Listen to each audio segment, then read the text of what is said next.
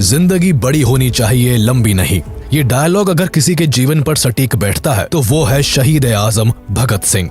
मात्र 23 साल की उम्र में भारत माता की जय का नारा लगाते हुए फांसी के फंदे पर झूलने वाले वीर भगत सिंह इतना शानदार जिए कि आज भी पूरी दुनिया उन्हें याद करती है। भगत सिंह भारत की आजादी के वो एक अहम किरदार हैं जिन्होंने मात्र 23 साल की उम्र में अपना किरदार निभाकर खुशी खुशी फांसी के फंदे को चूम लिया। लेकिन जाने से पहले उन्होंने हर एक भारतीय के अंदर अपने देश की आजादी के प्रति जोश और जुनून का जज्बा भर दिया। 23 मार्च 1931 ये वो दिन था जब भगत सिंह को फांसी दी जानी थी। पूरे भारत में भगत सिंह की फांसी रोकने को लेकर प्रदर्शन हो रहे थे। ब्रिटिशर्स घबराए हुए थे कि कहीं प्रदर्शनकारी हावी ना हो जाए और फांसी को टालना ना पड़े, और इस कारण भगत सिंह को कोर्ट के द्वारा तय की गई तारीख से पहले ही फांसी दे दी जाती है। भगत सिंह तो कुर्बान हो गए, लेकिन देश के हर युवा की आंखों में आजादी का सपना छोड़ गए। भगत सिंह ने एक बार कहा था कि मेरे खून का एक एक कतरा इंकलाब लाएगा, जो वाकई सच साबित हुआ। एक तरफ भगत सिंह को फांसी हुई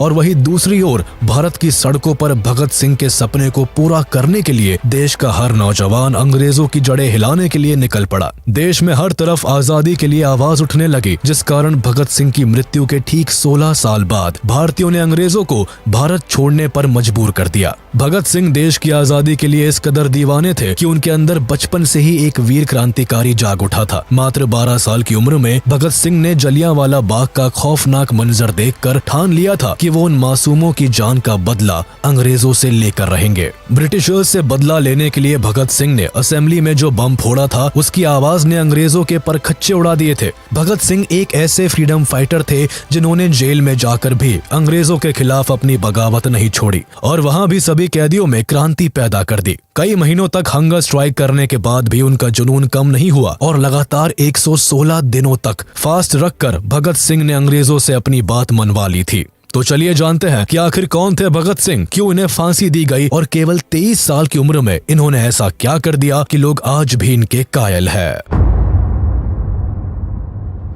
28 सितंबर 1907 ये वो दिन था जब भारत को अपना वीर सपूत मिला था। इस दिन बंगा नाम के गांव में भगत सिंह का जन्म हुआ था। ये गांव आज के समय में पाकिस्तान में आता है, लेकिन भारत के विभाजन से पहले ये ब्रिटिश इंडिया के पंजाब प्रोविंस के लायलपुर डिस्ट्रिक्ट में आता था। भगत सिंह का जन्म एक सिख फैमिली में हुआ था जो भारत की आजादी के लिए लड़ रही थी। अपने परिवार में भगत अपने माता पिता की दूसरी संतान थे। इनके पिता का नाम किशन सिंह संधू और माँ का नाम विद्यावती था। इनके जन्म के समय इनके पिता और अंकल अजीत सिंह पॉलिटिक्स में काफी एक्टिव थे और वक्त वक्त पर ब्रिटिशर्स के खिलाफ होने वाले मूवमेंट्स में भाग लिया करते थे। कैनाल कॉलोनाइजेशन बिल और गदर मूवमेंट में भी इनके पिता और अंकल ने बढ़ चढ़कर भाग लिया था, जिस कारण इनको जेल की हवा भी खानी पड़ी थी। इवन जब भगत सिंह का जन्म हुआ था तब भी इनके पिता और अंकल कैनाल कॉलोनाइजेशन बिल के खिलाफ होने वाले प्रदर्शन में भाग लेने के कारण जेल में थे। लेकिन भगत सिंह के जन्म के कुछ दिनों बाद ही दोनों को जेल से रिहा कर दिया गया, जिस कारण सभी लोग भगत सिंह को काफी लकी मानते थे और इसी वजह से शुरुआत में इनका नाम भागो सिंह रखा गया था, यानी भाग्य वाला इंसान। पर वक्त के साथ इस नाम को बदलकर भगत सिंह कर दिया गया। इन्होंने बचपन से ही देश के साथ साथ अपने घर के लोगों में भी आजादी की आग देखी थी और इसी के चलते काफी कम उम्र में ही इनके सीने में भी आजादी की आग पैदा हो गई। भगत सिंह बचपन से ही ब्रिटिशर्स से नफरत करने लगे थे, जिसका एक परफेक्ट एग्जाम्पल इनके बालपन के दिनों में देखने को मिलता है। वो ऐसे कि एक बार इनके पिता खेत में बीज बो रहे थे, जिसे देखकर भगत सिंह ने अपने पिता से सवाल किया कि आप खेत में क्यों आते हो। इस पर उनके पिता ने कहा कि हम खेत में बीज बोने आते हैं ताकि ढेर सारी फसल होने पर अनाज मिल सके। जिसके बाद भगत सिंह ने अपने पिता की बात का जवाब देते हुए कहा कि पिताजी, फिर हम खेत में बंदूकें क्यों नहीं बोते? ऐसा करने से हमारे पास ढेर सारी बंदूकें होंगी जिनका इस्तेमाल हम अंग्रेजों के खिलाफ कर सकते हैं। छोटी सी उम्र में ही ऐसे विचार रखने वाले भगत सिंह ने अपने पिता को निशब्द कर दिया था, लेकिन इस इंसिडेंट से उनके पिता इतना तो समझ गए थे कि उनका बेटा बड़ा होकर एक दिन बहुत बड़ा स्वतंत्रता सेनानी बनेगा। भगत सिंह के बचपन में ही उनका भविष्य दिखता था। ये छोटी उम्र में भी ऐसे खेल खेलते थे जिनसे इनकी सोच का पता चलता था। खेल के तौर पर ये अपने दोस्तों को 2 गुटों में बांट दिया करते थे और एक को भारतीय और एक को अंग्रेज बनाया करते थे और दोनों को आपस में लड़वाया करते थे। बचपन से ही ये बड़े होकर इंडियन नेशनल मूवमेंट का पार्ट बनना चाहते थे, जिस कारण दिन दुनिया की खबरों पर भी इनकी नजरें काफी तेज हुआ करती थी। भगत सिंह पढ़ाई लिखाई में काफी अच्छे थे। इन्हें इंटेलिजेंट बच्चों की कतार में पहले नंबर पर खड़ा किया जाता था। इन्हें पढ़ने का काफी शौक था, जिस कारण इन्होंने अपनी 5वीं तक की पढ़ाई गांव में ही की। लेकिन जब स्कूल बदलने का समय आया तो इन्होंने लाहौर के ब्रिटिश हुकूमत वाले स्कूल में दाखिला लेने से साफ मना कर दिया। ये कभी भी ब्रिटिशर्स को किसी भी तरह से सपोर्ट नहीं करना चाहते थे, जिस कारण जिद करके इन्होंने दयानंद एंग्लो वैदिक हाई स्कूल में अपना एडमिशन करवा लिया। स्कूल के दिनों में भी भगत सिंह अंग्रेजों की हर गतिविधियों पर नजर रखते थे।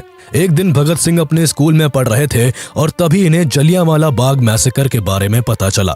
13 अप्रैल 1919 को अंग्रेजों ने जलियांवाला बाग में पीसफुली प्रोटेस्ट कर रहे लोगों को चारों ओर से घेरकर मौत के घाट उतार दिया था। अंग्रेजों ने जलियांवाला बाग का मेन गेट बंद करवाकर चारों ओर से अपने सिपाहियों से बड़ी बेरहमी के साथ बाग में मौजूद सभी लोगों के ऊपर गोलियां बरसवा दी थी। लोगों के पास मरने के अलावा और कोई चारा नहीं था, क्योंकि वहां भागने के लिए कोई जगह नहीं थी। हालांकि उस बाग में एक कुआं था, जहां कई लोगों ने गोलियों से बचने के लिए छलांग लगा दी थी, लेकिन फिर भी कोई नहीं बच पाया। बाग में मौजूद लगभग 1500 लोगों में 379 लोगों की ऑन द स्पॉट मौत हो गई थी और करीब 1200 लोगों को भारी घाव आए थे। इस इंसिडेंट ने पूरे देश में एक आक्रोश पैदा कर दिया था। इस मैसेकर से भगत सिंह इतना आहत हुए थे कि केवल 12 साल की उम्र में घर पर बिना बताए स्कूल से सीधे जलियांवाला बाग की ओर निकल गए और करीब 12 मील पैदल चलकर वहां पहुंच गए, जिसके बाद इन्होंने खून से लथपथ वहां की मिट्टी को एक बोतल में रखा और घर चले गए। इस दिन भगत सिंह ने कसम खाई थी कि भारत के हर मासूम के खून के कतरे कतरे का बदला वो अंग्रेजों से लेंगे। जलियांवाला बाग मैसेकर के बाद महात्मा गांधी ने ब्रिटिशर्स के खिलाफ 1 अगस्त 1920 को नॉन कोऑपरेशन मूवमेंट की शुरुआत कर दी, जिसके तहत अब भारत के लोग ब्रिटिश और ब्रिटिशर्स से जुड़ी हर चीज का बहिष्कार करने वाले थे। इस मूवमेंट में गांधी जी ने साफ कर दिया था कि स्वराज ही उनका अल्टीमेट गोल है। वो किसी भी कारण से ब्रिटिशर्स के नीचे अब दबने के लिए तैयार नहीं थे। इस मूवमेंट को पूरे भारत की ओर से सपोर्ट मिला। इसके तहत ब्रिटिश प्रोडक्ट से लेकर ब्रिटिश टाइटल और ऑफिसेस तक का बॉयकॉट किया जाने लगा। भगत सिंह भी गांधी जी के इस मूवमेंट से काफी प्रभावित हुए और उन्होंने गांधी जी के इस मूवमेंट को पूरे जोरों शोरों से सपोर्ट किया। भगत सिंह न केवल खुद बल्कि अपने दोस्तों को भी इस मूवमेंट में पार्ट लेने के लिए प्रोत्साहित किया करते थे। उन्होंने ब्रिटिशर्स द्वारा बनाए गए सामानों को जलाना शुरू कर दिया। वो सरेआम ब्रिटिश स्पॉन्सर्ड बुक्स को भी आग लगा दिया करते थे। कुल मिलाकर भगत सिंह को अब तक लगने लगा था कि ब्रिटिशर्स को गांधी जी ही हरा सकते हैं और अब भारत को जल्दी ही आजादी मिलने वाली है। लेकिन तभी एक इंसिडेंट होता है जो भगत सिंह को पूरी तरह से तोड़ देता है। दरअसल नॉन कोऑपरेशन मूवमेंट के समय सड़कों पर लोग ब्रिटिशर्स के खिलाफ अनआर्म्ड रहकर नारे लगाते थे। बेशक ब्रिटिशर्स को ये बात अच्छी नहीं लगती थी, जिसके लिए वो कई तरह के पैतरे भी आजमाते थे। एक बार इसी तरह नॉन कोऑपरेशन मूवमेंट के दौरान एक भीड़ नारे लगाती हुई एक पुलिस स्टेशन के पास पहुंच जाती है, जहां पुलिस वाले भारतीयों को नारेबाजी न करने के लिए धमकाते हैं। लेकिन जब भारतीय नहीं मानते तो पुलिस वाले उन पर गोलियां चला देते हैं, जिसमें कई लोग मारे जाते हैं। अपने लोगों को मरता देख भीड़ बेकाबू हो जाती है। ये देख पुलिस वाले डर के मारे पुलिस स्टेशन के अंदर जाकर छिप जाते हैं, जिसके बाद पूरी भीड़ पुलिस स्टेशन को ही आग के हवाले कर देती है। इस इंसिडेंट को चौरी चौरा कांड के नाम से जाना जाता है, जिसमें कुछ भारतीयों के साथ पूरे 23 पुलिस वाले मारे जाते हैं। अब गांधी जी को इसके बारे में पता चलता है तो वो फौरन नॉन कोऑपरेशन मूवमेंट को वापस ले लेते हैं। मूवमेंट वापस लेने के कारण भगत सिंह के साथ भारत के कई लोगों को काफी बुरा लगता है। कोई नहीं चाहता था कि इतना आगे आकर अब पीछे जाया जाए। भगत सिंह गांधी जी के असहयोग आंदोलन को वापस लेने के डिसीजन से काफी परेशान हो गए थे। आजादी के जो सपने वो देख रहे थे वो अब उन्हें बिखरे हुए लग रहे थे। यही से भगत सिंह ने खुद कुछ कर दिखाने के बारे में सोचा, क्योंकि वो जानते थे कि हाथ पर हाथ रखकर बैठने से कुछ नहीं होने वाला। 12 फरवरी 1922 को गांधी जी ने नॉन कोऑपरेशन मूवमेंट को वापस लिया था, जिसके बाद 1923 में भगत सिंह ने लाहौर के नेशनल कॉलेज में दाखिला लिया, जिसकी स्थापना लाला लाजपत राय ने की थी। कॉलेज में एडमिशन लेने के साथ ही भगत सिंह ने अपनी सोच को और उजागर करना शुरू कर दिया। ये कई तरह की किताबें पढ़ा करते थे। ये सोशलिज्म के समर्थक थे और अपनी एक अलग निगाह से दुनिया को देखा करते थे। बचपन से ही इनमें एक क्रांतिकारी था जो अंग्रेजों की तानाशाही के खिलाफ बगावत करता था। कॉलेज में ये दिन के समय पढ़ा करते थे और शाम को अपने दोस्तों के साथ देश में चल रहे कई मुद्दों पर डिबेट किया करते थे। ये कई रेवोल्यूशनरीज के बारे में पढ़ा करते थे और उनकी विचारधाराओं को खुद से जोड़ने की कोशिश करते थे। हालांकि एक तरफ जहां भगत सिंह देश के लिए खुद को समर्पित कर चुके थे, तो वहीं दूसरी ओर इनके घर पर इनकी शादी की बातें भी चलने लगी। लेकिन भगत सिंह का इस वक्त शादी में कोई इंटरेस्ट नहीं था। वो केवल और केवल अपने देश के लिए काम करना चाहते थे, जिस कारण उन्होंने अपने परिवार वालों से साफ कह दिया था कि अगर आजादी से पहले मेरी शादी होती है तो मौत ही मेरी दुल्हन होगी। ये सुनने के बाद भगत सिंह के माता पिता को बहुत ठेस पहुंची, लेकिन वो समझ चुके थे कि उनका बेटा अब देश की आजादी की राह पर निकल गया है। शादी वाले इंसिडेंट के बाद भगत सिंह ने अपना घर छोड़ दिया और वो कानपुर रहने के लिए चले आए। यहाँ भगत सिंह बंगाल रेवोल्यूशनरी पार्टी को ज्वाइन करने के लिए आए थे,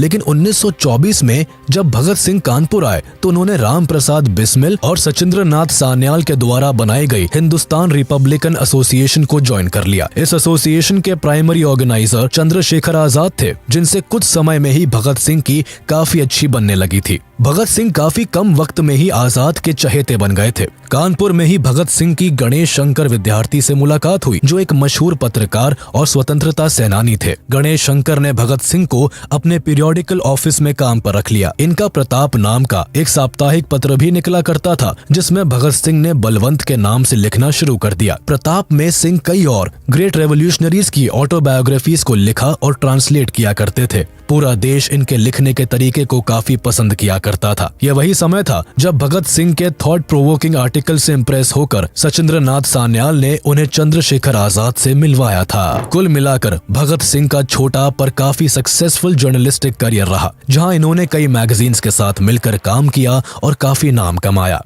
इन्होंने कीर्ति, प्रताप, वीर अर्जुन, मतवाला, प्रभा और वंदे मातरम जैसी मैगजीन्स और न्यूज़पेपर्स के लिए काम किया था और हर जगह से इन्हें काफी प्रशंसा मिली। हर कोई इनके लेख का कायल था। इनकी पर्सनालिटी की तरह इनका लिखने का अंदाज भी जरा हटकर था। ये अपनी लिखने की ताकत से ही ब्रिटिशर्स के पुर्जे हिला दिया करते थे। इनका लिखा हुआ पढ़ने भर से ही देश की जनता में अंग्रेजों के खिलाफ लड़ने की एक शक्ति पैदा हो जाती थी। इनके लिखे कई आर्टिकल्स को तो अंग्रेजों ने बैन भी करवा दिया था। अंग्रेज अब तक भगत सिंह को पहचानने लगे थे, लेकिन भगत सिंह कहाँ किसी से डरने वालों में से थे। वो तो बस अपने लक्ष्य की ओर बढ़ रहे थे। हालांकि 1925 में सिंह वापस से लाहौर चले गए। दरअसल भगत सिंह की ग्रैंड मदर की तबीयत अचानक काफी बिगड़ गई थी, जिस कारण उन्होंने अपने घर का रुख लिया। लेकिन यहाँ भी वो अकाली दल की मीटिंग्स को सपोर्ट किया करते थे। हालांकि अभी तक भगत सिंह किसी ऐसी ऑर्गेनाइजेशन से नहीं जुड़े थे जो ब्रिटिशर्स के खिलाफ सख्त कदम उठाए या उनका बॉयकॉट करे, और इसी कारण मार्च 1926 में भगत सिंह और उनके कलीग्स ने एक यूथ ऑर्गेनाइजेशन की स्थापना की, जिसे नौजवान भारत सभा का नाम मिला। इस ऑर्गेनाइजेशन को ओरिजिनली लाहौर में एस्टैब्लिश किया गया था, लेकिन इसको अमृतसर से ऑर्गेनाइज किया जाता था। नौजवान भारत सभा का मेन एम भारत के यूथ्स को जगाना था। इस सभा की मदद से भगत सिंह पंजाब के यंग स्टूडेंट्स एंड वर्कर्स को नेशनलिस्ट एंड रेवोल्यूशनरी आइडियोलॉजीज की ओर बढ़ा रहे थे। इस सभा को बनाने का आइडिया भगत सिंह को अमृतसर के एक prominent freedom fighter doctor Satyapal ने दिया था। वक्त के साथ लोग इस सभा के बारे में जानने लगे और इसे ज्वाइन करने लगे। कई प्रोमिनेंट पॉलिटिकल एक्टिविस्ट ने भी इस सभा को ज्वाइन किया था। शुरुआत में सभा को केवल लाहौर से ही ऑपरेट किया जाता था, लेकिन कीर्ति किसान पार्टी के साथ एक यूथ कॉन्फ्रेंस में ये डिसाइड हुआ कि सभा का हेडक्वार्टर अब लाहौर से अमृतसर शिफ्ट कर दिया जाएगा। कुछ समय बाद नौजवान भारत सभा और कीर्ति किसान पार्टी ने एकजुट होकर गरीब किसानों के अपलिफ्टमेंट के लिए काम करना शुरू कर दिया। साथ ही ये जनता के बीच जस्टिस एंड एगैलिटेरियनिज्म का मैसेज भी फैलाने लगे। ये वही समय था जब भगत सिंह ने कीर्ति किसान पार्टी को ज्वाइन किया था। इसके बाद अप्रैल 1926 में भगत सिंह की मुलाकात सोहन सिंह जोश से हुई, जो अमृतसर के एक noted peasant leader and freedom fighter रहे थे। भगत सिंह इनके साथ मिलकर काम करने लगे और कुछ ही समय में इन्हें मर्ज्ड पार्टी का प्रेसिडेंट बना दिया गया। सोहम सिंह भगत सिंह के विचारों से सहमत थे और इसी कारण उन्होंने भगत सिंह की वर्कर्स एंड पेजेंट्स पार्टी से बातचीत करवाई, जो एक गुरुमुखी लैंग्वेज मंथली मैगजीन कीर्ति को पब्लिश करती थी। सिंह ने इस मैगजीन के लिए लिखना शुरू कर दिया और अगले 1 साल तक भगत सिंह जोश के साथ काम करते रहे, जिस दौरान इनकी सभा ने लोगों के बीच अपनी आइडियोलॉजी को फैलाने के लिए कई पैम्फलेट्स और ट्रैक्ट्स पब्लिश किए और कॉलोनियल गवर्नमेंट के अनजस्ट मेजर्स के खिलाफ डेमोन्स्ट्रेशंस ऑर्गेनाइज किए। भगत सिंह कीर्ति में एक से बढ़कर एक एंटी कॉलोनियल आर्टिकल्स लिखा करते थे, जिस कारण कुछ ही समय में भगत सिंह ब्रिटिशर्स की आंखों का कांटा बनने लगे। यही नहीं, भगत सिंह की आइडियोलॉजी और लेख से भारत के यूथ पर उनका का काफी इन्फ्लुएंस पड़ने लगा, जो ब्रिटिशर्स के लिए एक बड़ी परेशानी बनने लगी थी। ब्रिटिशर्स कैसे भी करके भगत सिंह को रोकना चाहते थे, लेकिन इसके लिए उनके पास कोई रास्ता नहीं था। लेकिन हमेशा से छल कपट के सहारे अपना काम निकालने वाले ब्रिटिशर्स अपना रंग दिखाते हैं और 1927 में भगत सिंह को अरेस्ट कर लेते हैं। अरेस्ट के समय ब्रिटिशर्स 9 अगस्त 1925 को हुई काकोरी ट्रेन रॉबरी और अक्टूबर 1926 में हुए लाहौर बॉम्बिंग में भगत सिंह के शामिल होने का इल्जाम लगाते हैं। दरअसल काकोरी एक्शन को करवाने की जिम्मेदारी हिंदुस्तान रिपब्लिकन एसोसिएशन HRA लेता है और उस समय भगत सिंह भी इस ऑर्गेनाइजेशन के पार्ट थे, जिस कारण उन्हें अरेस्ट करना ब्रिटिशर्स के लिए आसान बन गया था। हालांकि काकोरी एक्शन की प्लानिंग एंड एग्जीक्यूशन करने का काम राम प्रसाद बिस्मिल, अशफाकुल्ला खान और चंद्रशेखर आजाद जैसे कई लीडर्स ने किया था। कुछ समय बाद काकोरी कॉन्स्पिरेसी ट्रायल में राम प्रसाद बिस्मिल सहित 4 लोगों को फांसी और 16 लोगों को आजीवन कारावास की सजा सुनाई गई थी। लेकिन ब्रिटिशर्स के पास भगत सिंह के खिलाफ ना कोई ठोस सबूत थे और ना ही कारण, जिस वजह से अरेस्ट के कुछ समय बाद ही भगत सिंह को 60,000 रुपए का भुगतान करने के बाद छोड़ दिया गया था। जेल से रिहा होने के बाद भगत सिंह ने एक बार फिर चंद्रशेखर आजाद से मुलाकात की। दरअसल काकोरी एक्शन में चंद्रशेखर आजाद ब्रिटिशर्स की पकड़ से भागने में सफल रहे थे, लेकिन अब उनके पास कुछ नहीं बचा था, क्योंकि काकोरी एक्शन में HRA के कई बड़े लीडर्स अरेस्ट हो गए थे और HRA बुरी तरह से बिखर गई थी। पर भगत सिंह ने आजाद को एक नई उम्मीद दी और दोनों ने मिलकर HRA को एक बार फिर नए सिरे से शुरू करने के लिए जी जान लगा दी। HRA के रिफॉर्मेशन के लिए सितंबर 1928 में दिल्ली के फिरोज शाह कोटला में एक सीक्रेट मीटिंग हुई, जिसमें बंगाल, बिहार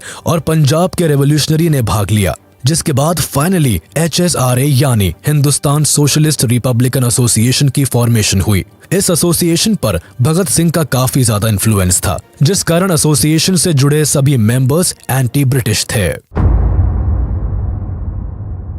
इस समय भारत में साइमन कमीशन का बड़े जोरों शोरों से विरोध हो रहा था। दरअसल 1928 में ही ब्रिटिश गवर्नमेंट के द्वारा भारत में एक कमीशन बैठाया गया, जिसका मेन काम भारत की पॉलिटिकल सिचुएशन पर रिपोर्ट तैयार करना और ब्रिटिश गवर्नमेंट को सौंपना था। लेकिन परेशानी ये थी कि इस कमीशन में एक भी भारतीय शामिल नहीं था और इसका हेड भी एक ब्रिटिशर यानी जॉन साइमन था। इसी वजह से देश में कुछ एक्टिविस्ट ग्रुप ने इस कमीशन के खिलाफ प्रोटेस्ट करना शुरू कर दिया। देखते ही देखते ये प्रोटेस्ट पूरे भारत में फैल गए और हर कोई साइमन गो बैक के नारे लगाने लगा। इस समय लाला लाजपत राय एक ऑल पार्टी प्रोटेस्ट को लीड कर रहे थे, जो साइमन कमीशन के अगेंस्ट काम कर रहा था। पूरे भारत में हो रहे प्रोटेस्ट ब्रिटिशर्स को नहीं भा रहे थे, जिस कारण इसी समय ब्रिटिशर्स कुछ ऐसा करते हैं जिसका भगत सिंह पर काफी असर होता है और इसी के कारण भगत सिंह पहली बार किसी ब्रिटिशर के खिलाफ कलम की जगह हाथ में बंदूक तान लेते हैं। दरअसल प्रोटेस्ट को लीड करते हुए लाला लाजपत राय लाहौर के एक रेलवे स्टेशन की ओर अपना रुख करते हैं, लेकिन पुलिस उन्हें और सभी प्रोटेस्टर्स को रेलवे स्टेशन पर जाने से रोकती है, जिस कारण सिचुएशन काफी गर्म हो जाती है। पर तभी superintendent of police James A Scott सभी पुलिस ऑफिसर्स को प्रोटेस्टर्स पर लाठी चार्ज करने का ऑर्डर दे देते हैं, जिसके बाद पुलिस वाले सभी प्रोटेस्टर्स पर अंधाधुन लाठी बरसाना शुरू कर देते हैं। इस लाठी चार्ज में कई प्रोटेस्टर्स घायल हो जाते हैं, लेकिन लाला लाजपत राय की सबसे बुरी हालत होती है, क्योंकि स्कॉट का मेन टारगेट लाला लाजपत राय ही होते हैं। पुलिस वाले राय को लाठी से इतना मारते हैं कि इन्हें हॉस्पिटल में एडमिट करवाना पड़ता है, जहां इंजरीज के कारण 17 नवंबर 1928 को लाला लाजपत राय की मौत हो जाती है। लाला लाजपत राय की मौत के बाद डॉक्टर्स भी इस बात को कंफर्म करते हैं कि सेवरल इंजरीज के कारण ही राय की मौत हुई है। हालांकि बाद में जब यूनाइटेड किंगडम पार्लियामेंट में राय की मौत का मुद्दा उठाया जाता है, तो ब्रिटिश गवर्नमेंट राय की मौत में खुद को निर्दोषी बताती है। लाला लाजपत राय की मौत ने भगत सिंह को अंदर से झकझोर कर रख दिया था। भगत सिंह अब हर हाल में ब्रिटिशर्स से बदला लेना चाहते थे और इसी बदले की आग में फाइनली भगत सिंह और उनके सभी रेवोल्यूशनरी साथियों ने मिलकर जेम्स ए स्कॉट की हत्या करने की योजना बनाई। इस योजना को बनाने के लिए भगत सिंह और सभी क्रांतिकारियों ने एक मीटिंग रखी, जिसमें यह तय हुआ कि अब फाइनली ब्रिटिशर्स को अपने किए हुए का चुकाना पड़ेगा। इस बैठक में स्कॉट के मर्डर का प्लान बनाने में राजगुरु, सुखदेव, चंद्रशेखर आजाद और जय गोपाल जैसे क्रांतिकारी भी शामिल थे। स्कॉट के मर्डर प्लान में HSRA के भी सभी मेंबर्स ने साथ दिया था। प्लान के मुताबिक भगत सिंह के साथ सभी क्रांतिकारियों को पुलिस स्टेशन के पास छिपकर स्कॉट के स्टेशन से बाहर निकलने का इंतजार करना था और जैसे ही स्कॉट स्टेशन से बाहर आते वैसे ही उन्हें गोली मारकर भाग जाना था। लेकिन असल में प्लान जैसा बनाया गया था वैसा एग्जीक्यूट नहीं हो पाया और एक बड़ी गलती हो गई। 17 दिसंबर 1928 को भगत सिंह और उनके सभी साथी प्लान के हिसाब से पुलिस स्टेशन के आसपास खड़े होकर स्कॉट का इंतजार करने करने लगे। ऑपरेशन के हिसाब से भगत सिंह और राजगुरु की जिम्मेदारी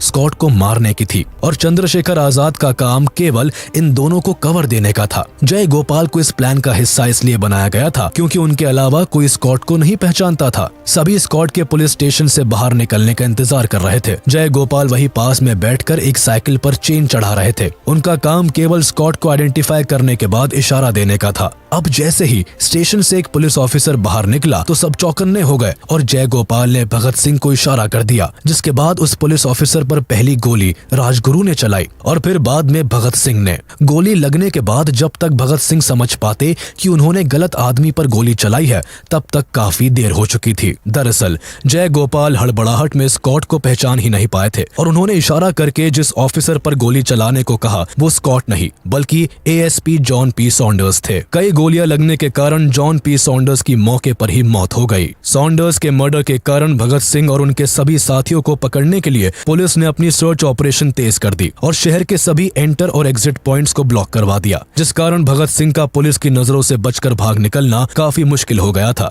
इसलिए भागने के लिए भगत सिंह एक प्लान बनाते हैं, जिसे एग्जीक्यूट करने के लिए 19 दिसंबर 1928 को सुखदेव HSRA के मेंबर प्रोफेसर भगवती चरण वोहरा की वाइफ दुर्गावती देवी को बुलाते हैं, जो भगत सिंह की भागने में मदद करती है। प्लानिंग के हिसाब से राजगुरु और भगत सिंह को लाहौर से एक ट्रेन पकड़नी थी जो भटिंडा होते हुए कलकत्ता जाती। इस दौरान भगत सिंह अपना पूरा लुक बदल लेते हैं। एक पंजाबी होने के बाद भी भगत सिंह अपने बाल और दाढ़ी कटवा लेते हैं। इनका अटायर भी वेस्टर्न होता है। वही सुखदेव भगत सिंह के नौकर बनते हैं और दुर्गा भाभी भगत सिंह की वाइफ। भगत सिंह और सुखदेव सेफ्टी के लिए अपने पास एक रिवॉल्वर भी रखते हैं, जिसके बाद फाइनली सभी भागने में सफल होते हैं।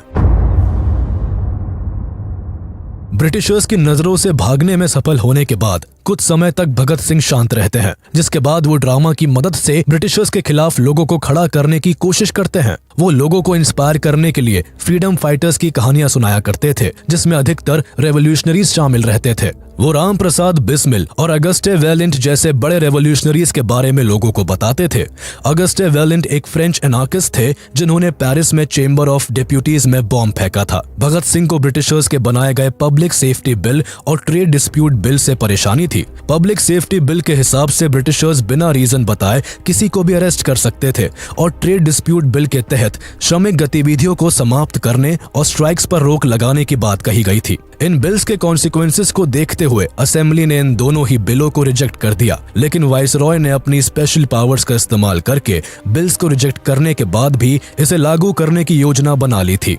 भगत सिंह इसके सख्त खिलाफ थे, जिसके लिए उन्होंने सेंट्रल लेजिस्लेटिव असेंबली में एक बॉम्ब एक्सप्लोजन करने का प्लान बनाया। शुरुआत में जब भगत सिंह ने HSRA के सामने ये प्लान पेश किया तो HSRA का कोई मेंबर नहीं चाहता था कि भगत सिंह इस प्लान का हिस्सा बने, क्योंकि अगर वो इस प्लान में शामिल होकर असेंबली में बॉम्ब फेंकते तो ब्रिटिशर्स पहले सॉन्डर्स के मर्डर और फिर असेंबली बॉम्ब केस में भगत सिंह को फांसी दे देते। हालांकि काफी डिस्कशन के बाद ये डिसाइड हुआ कि भगत सिंह असेंबली बॉम्बिंग का हिस्सा बनेंगे, अब चाहे इसके लिए उन्हें अरेस्ट और एग्जीक्यूट ही क्यों ना होना पड़े। भगत सिंह का मानना था कि आजादी उनका मकसद है और आजादी केवल बोलने से नहीं मिलती बल्कि उसके लिए लड़ना भी पड़ता है। वो जानते थे कि अगर उन्होंने इस प्लान में पार्टिसिपेट किया तो उनका वापस जिंदा बचकर आना नामुमकिन है, लेकिन जन्म से ही रेबेलियन भगत सिंह कहाँ पीछे हटने वाले थे। वो तो खुशी खुशी इस प्लान में शामिल होने के लिए रेडी हो गए और HSRA के सभी मेंबर्स को भी मना लिया। इस प्लान को एग्जीक्यूट करने से पहले भगत सिंह ने कहा था कि अगर मेरी जान चली भी गई तो मेरे बाद भारत के हर घर से एक भगत पैदा होगा जो आजाद भारत के लिए ब्रिटिशर्स को मार भगाएगा। फाइनली वो दिन आता है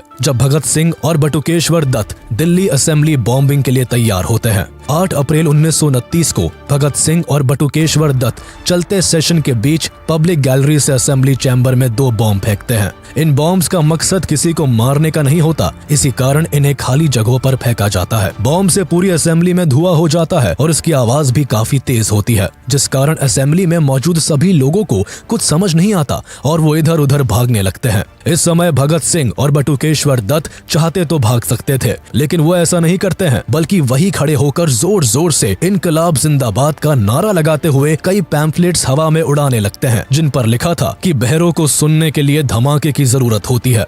इसके बाद दोनों खुद को पुलिस के हवाले कर देते हैं। अरेस्ट होने का मेन मकसद कोर्ट ट्रायल्स के जरिए अपनी बातों को पूरे हिंदुस्तान के कानों तक पहुंचाना था, जिससे सभी भारत की आजादी की लड़ाई में बढ़ चढ़कर हिस्सा ले। अरेस्ट के कारण फाइनली पिछले 1 साल से ब्रिटिशर्स को जिसकी तलाश थी वो आज उनके हाथ लग जाता है। अरेस्ट करने के बाद भगत सिंह और बटुकेश्वर दत्त को लाहौर के बॉस्टल जेल में डाल दिया जाता है, जहां 10 जुलाई 1929 को दोनों के ऊपर मुकदमा शुरू होता है। 7 मई 1929 को भगत सिंह और बटुकेश्वर दत्त पर 2 केसेस के लिए ट्रायल्स चलते हैं, जिसमें एक असेंबली बॉम्ब केस के लिए और दूसरा सॉन्डर्स मर्डर के लिए। दोनों ट्रायल्स में भगत सिंह अपनी साइड से कॉन्फिडेंट रहते हैं, लेकिन ब्रिटिशर्स को तो कैसे भी करके भगत सिंह को फांसी देनी थी। ट्रायल्स की शुरुआत में भगत सिंह और दत्त अपने केस को बहुत सीरियसली लड़ते हैं, लेकिन वक्त के साथ इन्हें समझ आने लगता है कि वो चाहे कितनी भी कोशिश क्यों ना कर ले, ब्रिटिशर्स उन्हें अब जेल से घर वापस कभी नहीं जाने देंगे। ट्रायल्स की शुरुआत में बटुकेश्वर दत्त की ओर से अफसर अली केस को लड़ते हैं,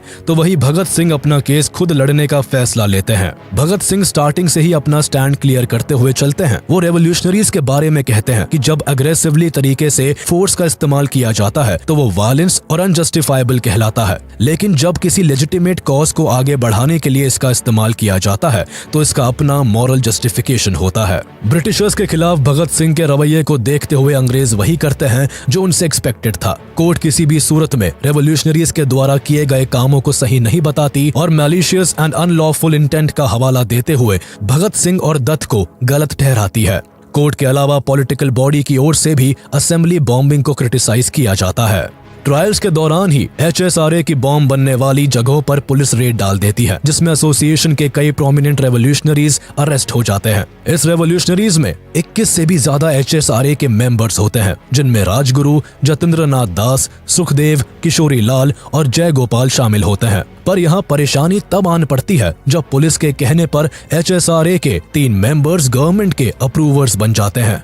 भगत सिंह को फंसाने की साजिश रच रहे ब्रिटिशर्स मौका पाते ही अपने काम पर लग जाते हैं और फणींद्र नाथ घोष, हंसराज बोहरा एंड जय गोपाल को भगत सिंह के खिलाफ कोर्ट में गवाही दिलवा देते हैं। इनकी गवाही से भगत सिंह को काफी सदमा लगता है, लेकिन फिर भी वो खुद को संभालते हैं और आखिरी सांस तक लड़ते हैं। गवाही मिलने के बाद ब्रिटिशर्स भगत सिंह और उनके साथियों के ऊपर मेनली 3 केसेस को हाईलाइट करके डिसीजन दिलवाते हैं, जिनमें Saunders murder, assembly bombing and bomb manufacture के केस शामिल होते हैं। 10 जुलाई 1929 को सभी ट्रायल्स एक स्पेशल सेशंस कोर्ट में होते हैं, जहां 28 एक्यूज रेवोल्यूशनरीज के अगेंस्ट सजा सुनाई जाती है। ये ट्रायल पूरी तरह से बायस्ड होता है। कोर्ट हार्डली ही स्टैंडर्ड लीगल राइट्स प्रिंसिपल का इस्तेमाल करते हुए अपना डिसीजन सुनाता है और भगत सिंह, राजगुरु और सुखदेव को कैपिटल पनिशमेंट दी जाती है। भगत सिंह और उनके साथियों की फांसी रोकने के लिए कई नेशनल लीडर्स ब्रिटिशर्स से रिक्वेस्ट करते हैं, लेकिन कोई फायदा नहीं होता है, क्योंकि किसी भी सूरत में ब्रिटिशर्स भगत सिंह की कैपिटल पनिशमेंट को कम ना करने की ठान लेते हैं। हालांकि बात जब रिक्वेस्ट करने से नहीं बनती तो HSRA के अटर्नीज भगत सिंह को बचाने के लिए हेबियस कॉर्पस पिटीशन को फाइल करते हैं, लेकिन इसे भी जज विस्काउंट ड्यूनेडिन के द्वारा डिनाई कर दिया जाता है। भारत के कई लीडर्स भगत सिंह को बचाने की पूरी कोशिश करते हैं, लेकिन चाहकर भी कोई फांसी को नहीं रोक पाता। इवन जेल में रहने के दौरान भगत सिंह के पिता उन्हें लिखते भी है कि वो उन्हें बचाने के लिए पूरी कोशिश कर रहे हैं और अब वो लेटर लिखकर ब्रिटिश गवर्नमेंट से भगत सिंह को फांसी न देने की रिक्वेस्ट करेंगे। लेकिन भगत सिंह अपने पिता को साफ शब्दों में लिखकर साफ कर देते हैं कि उन्हें किसी की मर्सी की जरूरत नहीं है और जिस रास्ते पर वो है, ये रास्ता उन्होंने अपने लिए खुद चुना है।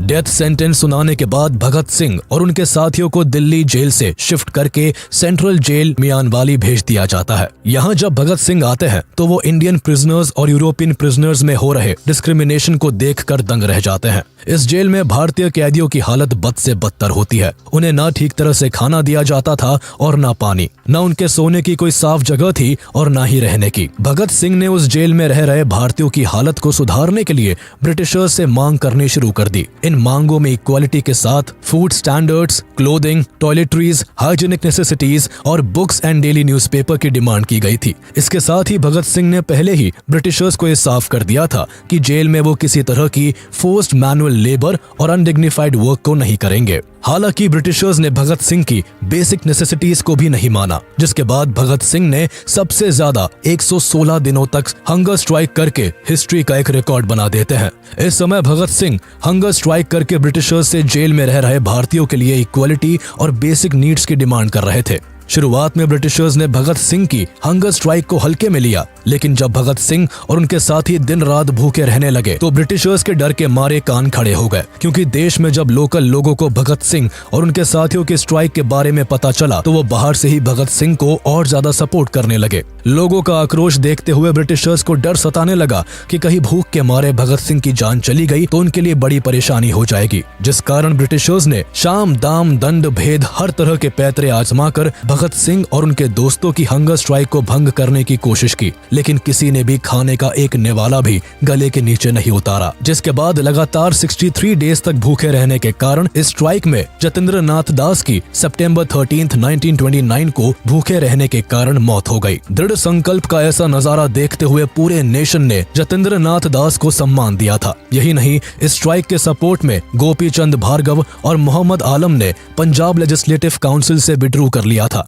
वहीं पंडित जवाहरलाल नेहरू ने ब्रिटिश गवर्नमेंट को लाहौर कैप्टिव्स में इनह्यूमन ट्रीटमेंट करने के लिए उन्हें क्रिटिसाइज किया था। साथ ही नेहरू ने सेंट्रल असेंबली में लाहौर कैप्टिव्स के साथ हो रहे इनह्यूमन ट्रीटमेंट को रोकने के लिए एक एडजर्नमेंट मोशन भी स्पॉन्सर किया था। न्यूज़पेपर्स में लगातार लाहौर एंड अमृतसर में मास मीटिंग्स की खबरें छपने लगी थी। इतने सपोर्ट को देखते हुए ब्रिटिशर्स ने लोगों को रोकने के लिए सेक्शन 144 को इम्पोज कर दिया। इतना ही नहीं, जवाहरलाल नेहरू खुद सेंट्रल जेल विजिट करते हैं और भगत सिंह के साथ सभी स्ट्राइकर्स से मिलकर उन्हें सपोर्ट करने का वादा करते हैं। वहीं उस समय मोहम्मद अली जिन्ना भी स्ट्राइकर्स को सपोर्ट करते हैं और भरी असेंबली में उनके फेवर में बोलते हैं। लोगों का भरपूर सपोर्ट और दास की मौत के बाद ब्रिटिशर्स समझ जाते हैं और फाइनली भगत सिंह की शर्तों को एक्सेप्ट कर लेते हैं, जिसके बाद पूरे 116 दिनों बाद भगत सिंह और उनके सभी साथी 5 अक्टूबर 1929 को अपना हंगर स्ट्राइक तोड़ते हैं। सजा सुनाए जाने के कारण भगत सिंह को अपना भविष्य पता था। अब वो लगातार जेल के लोगों के साथ आराम से रहते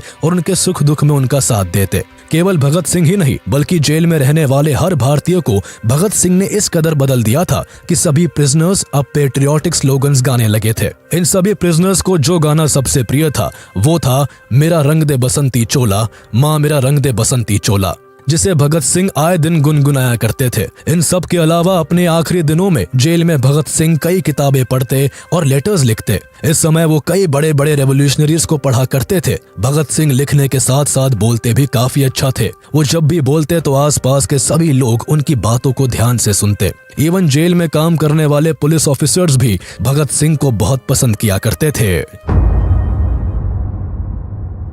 फाइनली अब वो दिन आ जाता है जब भगत सिंह को इस दुनिया से अलविदा कहना पड़ता है, लेकिन देश अभी भी भगत सिंह को विदाई देने के लिए तैयार नहीं था, जिस कारण अभी भी जोरों शोरों से चारों ओर भगत सिंह को बचाने के लिए हर कोई अपनी पूरी कोशिश में लगा हुआ था। 24 मार्च 1931 को भगत सिंह और उनके साथियों को फांसी देनी थी, लेकिन पूरे भारत में भगत सिंह के सपोर्ट में हो रहे प्रोटेस्ट को देखकर ब्रिटिशर्स डर जाते हैं और तय की गई तारीख से एक दिन पहले ही उन्हें फांसी देना तय किया जाता है। जिसके बाद फांसी का जब समय होता है तो जेलर भगत सिंह को जेल से लेकर फांसी देने वाली जगह पर लेकर जाने के लिए आते हैं, पर तब भगत सिंह कहते हैं कि मुझे थोड़ा वक्त दो, मेरी किताब का आखिरी पन्ना बचा है। अभी एक क्रांतिकारी दूसरे क्रांतिकारी से भेंट कर रहा है। दरअसल इस समय भगत सिंह लेनिन की बायोग्राफी को पढ़ रहे थे। थोड़ी देर में भगत सिंह किताब का आखिरी पन्ना पढ़ने के बाद जेलर के साथ जाने के लिए तैयार हो जाते हैं। जेलर भगत सिंह, राजगुरु और सुखदेव को फांसी देने के लिए ले जाता है, जहां भगत सिंह अपने हाथों और आंखों को ना बांधने की डिमांड करते हैं। ब्रिटिशर्स भगत सिंह के हाथों को तो नहीं बांधते, लेकिन आंखों पर काली पट्टी को बांध देते हैं। जिसके बाद 23 मार्च 1931 की शाम को ठीक 7:30 पर भगत सिंह, राजगुरु और सुखदेव को फांसी दे दी जाती है। तीनों फांसी के फंदे को चूमकर इनकलाब जिंदाबाद का नारा लगाकर इस दुनिया से हमेशा हमेशा के लिए अलविदा कह जाते हैं।